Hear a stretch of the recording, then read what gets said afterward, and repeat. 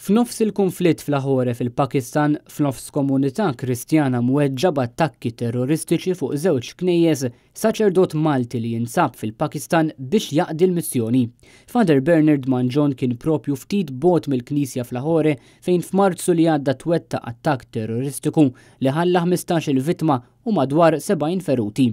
Father Bernard Manjon jispjega x-xena tal-attakk hekk kif wasalu fuq il-post ftit minuti biss wara li t-terroristi kienu splodew lilhom infushom fiż-żona tal-Knisja tal-Kristjani li hemm fil-post.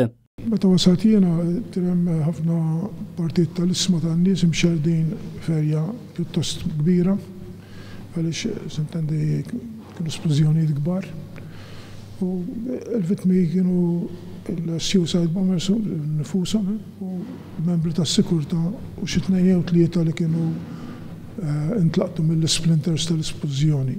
Dan l-attakk segwa attakk terroristiku ieħor fl-istess żona kontra Knisja taċ-Church of Pakistan.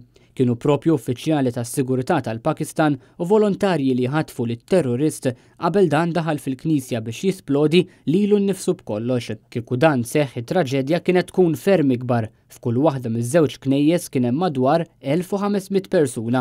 Daw kienu attentati li jitpoġġew fil-kuntest internazzjonali tal-mewġa ta' terrorizmu. Faċilment li hija influenzata mill-ISIS, il-biċċa x'qed ngħid li huma direttament involuti, ma l-atmosfera qed ixerdu ta' vjolenza biex jiksbu l-għanijiet tagħhom politiċi. Mhumiex reliġjuż l-għanijiet tagħhom żgur jaqdew bir-reliġjon, mhumiex L-impenn ta' dan is-saċerdotu sħabu fil-komunità Kristjana tal-Lahore jieqpa' qawwi favur il-persuni fil-bżonn, favur il-bniedem irrispettivament bil-perikli u l-isfidi li jeżistu.